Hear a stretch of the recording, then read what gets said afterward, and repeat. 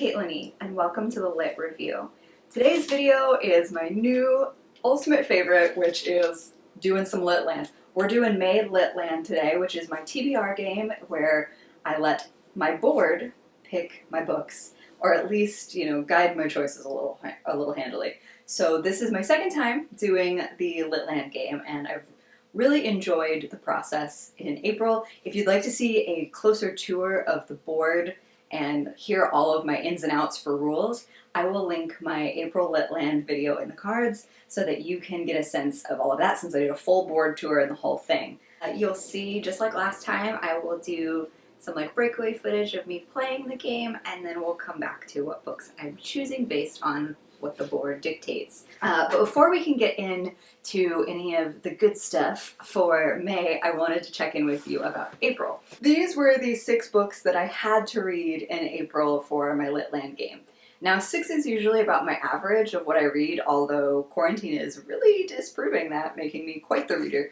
But of these 6 books, the only one I have yet to fully finish when I'm filming this is The Ultimate Guide to The Ultimate Harry Potter and Philosophy. But I'm really close, and it's, when I'm filming this, I have 4 more days before the end of April, and so I'm gonna finish this, and if by chance I don't finish this by the end of April, I'm going to use my rule where I can roll something over just once, because I'm feeling very stubborn. If you've watched my reading vlogs, you already know that, but I'm determined to finish this thing.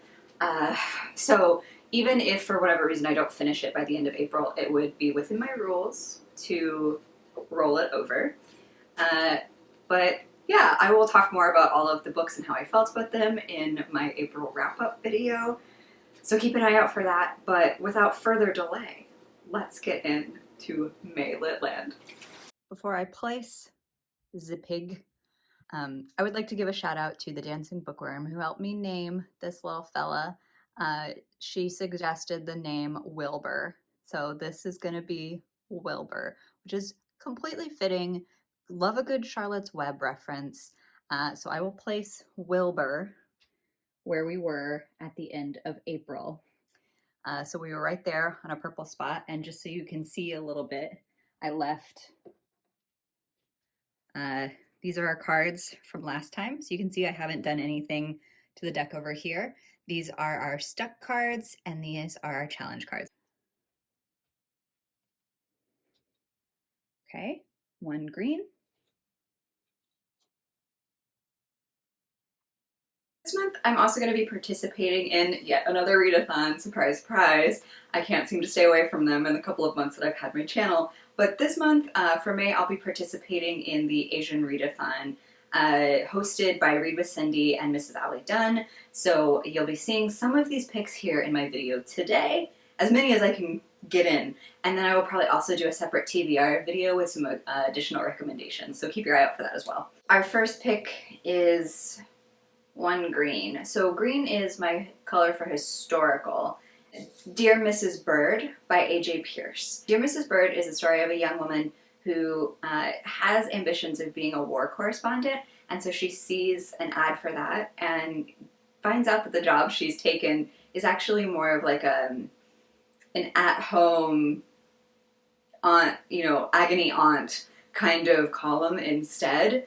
And so she reluctantly takes on that position and ends up really getting involved and writing back to all these people and particularly women who are struggling during the war with all these different issues. So I thought that would be a really interesting read. And it's actually kind of a short little one, but this one has been on my TBR for a while, and I finally picked up in paperback. 1 yellow.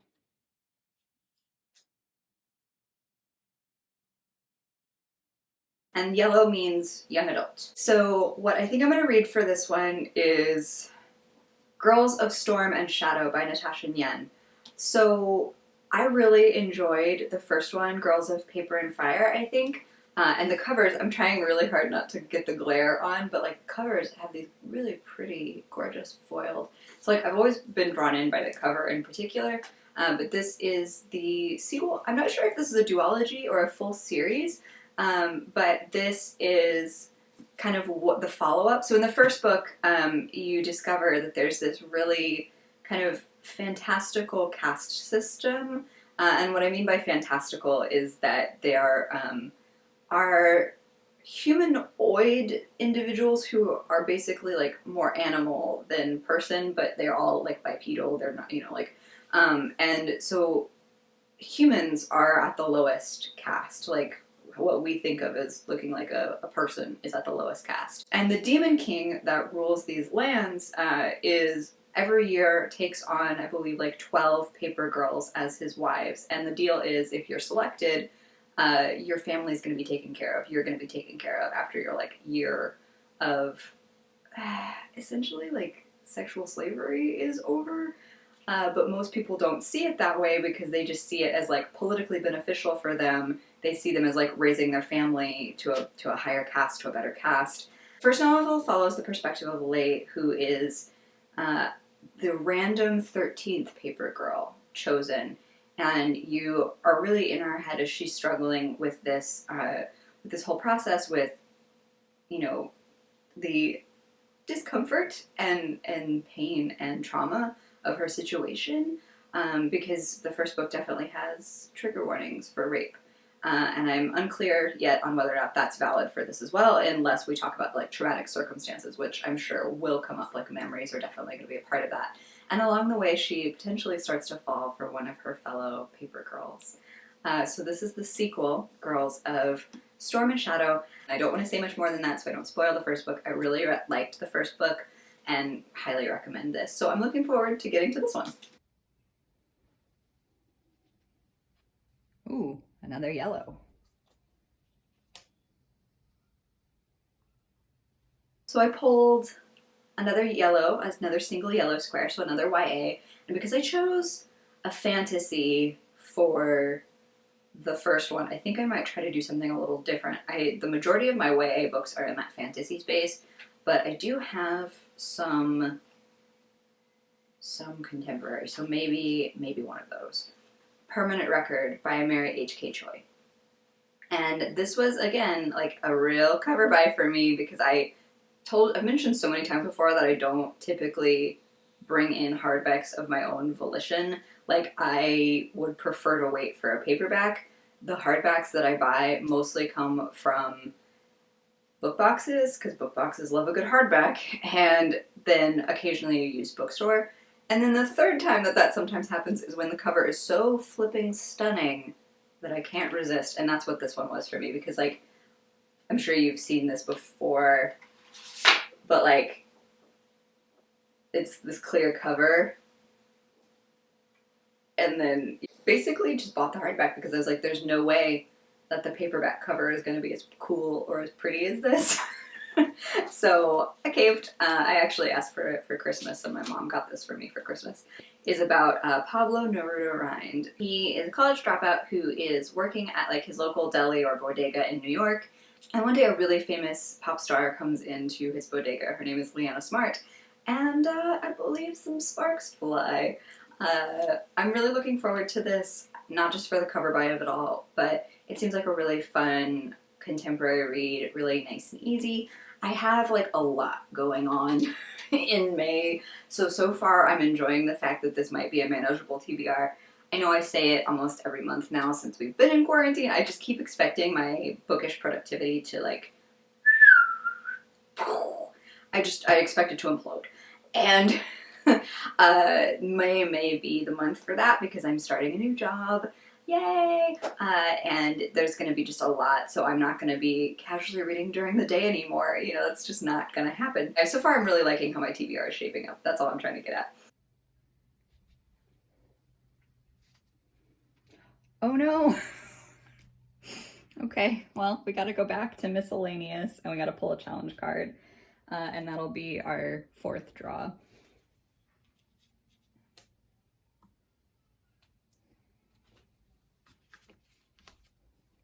Ooh, grab two. Okay, so again, I will always try to match the genre with the challenge. With miscellaneous, it'll probably be pretty easy to do that, but we will see what this challenge says. Oh, Instagram poll. Okay. Well, we were making good progress, and then this happened. And so we got sent basically back to start by the miscellaneous card. And I'm very upset about it. This is the first time in Litland that we have had a challenge card come up. So whenever I get to one of these little pink spaces, I have to pull a challenge card. And to the best of my ability, normally these are going to be books that fit within the genre of the place that I've been sent back to. This time's going to be a little different because what I ended up getting was Instagram poll. You can't read this little card from here, but it says Instagram poll. And so I am not like a highly active person on Instagram, but I am somebody that uses stories pretty frequently, and I really only post, the bookish photos that I want to post, when the mood strikes. So follow me on Instagram. I'm not going to spam you with content on there, but I do think I do some really fun things if I do say so myself. And so one of the things that I ended up doing this past week was I did a photo challenge for basically an awareness project. There was an Instagrammer whose name is now escaping me. I will make sure to put it like right here so that you can go check her bookstagram out. But she, I know her name is Emily. So Em is doing for the month of April, was basically doing a photo challenge where if you took a stack of your teal books and took a picture of them, she would donate $1 towards a survivors of sexual abuse, because April is Sexual Assault Awareness Month. And that is something that I feel really passionately about, and so I was happy to do the small thing of taking a photo of teal books. Now, what this has to do with the Instagram poll is I promised in that photo that whichever books got mentioned most in the comments would be ones that I would consider adding to my TBR. So when I got Instagram poll, this was kind of perfect, right? Like, I just decided to do a poll between the two books that got mentioned most in the comments. But The Song of Achilles by Madeline Miller was one of my options, and then the other option is Waiting for Tom Hanks by Carrie Winfrey. So kind of different genres, but these were my two choices for the Instagram poll, and I asked my followers there what I should read next. And it was a little neck and neck for a while there, but Song of Achilles ended up winning out. So for the results of my miscellaneous Instagram poll, Song of Achilles by Madeline Miller is going to be my pick. I haven't read any Madeline Miller. Her other book, Circe, is also pretty popular on BookTube, but this is the OG. This is her first one. And so this is, basically just the story of Achilles and Patroclus from Patroclus's perspective, I believe. And I just hear that it's really beautiful and heartbreaking. So it's been on my TBR for a while, and I'm really glad to finally add it on. Oh, okay. And our last draw is going to be one blue.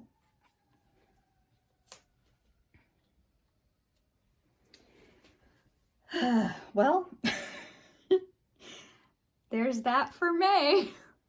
Okay, so my last pull for May Litland was a blue square, which is nonfiction. And I like nonfiction that size, not because of the genre. I decided to tackle one of my self-destructing books, and it's one that I talked about in that video as having a weird degree of anxiety about reading it, but because I'm trying to do the Asian readathon, I thought this was only appropriate, and that is I'm going to tackle Marie Kondo's Spark Joy. And this is the illustrated, it has it's not a comic book or a graphic novel, but it does have little diagrams and pictures throughout. So I'm gonna tackle my fears here, my really irrational fears of a very kind, calm woman who just wants me to live a more organized life. Originally, it's the life-changing method of tidying up. Spark Joy is kind of the more compact illustrated version. I received this quite a long time ago in one of my other subscription boxes because I'm a subscription box junkie in all areas of my life. I believe this came in a Pop Sugar must-have box a couple of years ago, and I've just let it intimidate me on my shelves ever since. But maybe I can also watch some of the Netflix show while I'm reading this. I think this is the one I'm scared of. I'm scared. That was so dramatic. I thought we were making such good progress. I've really been feeling twitchy about not buying books. It was such a struggle because I'm realizing about being on this Litland journey is that I was buying maybe, you know, like a way too many books.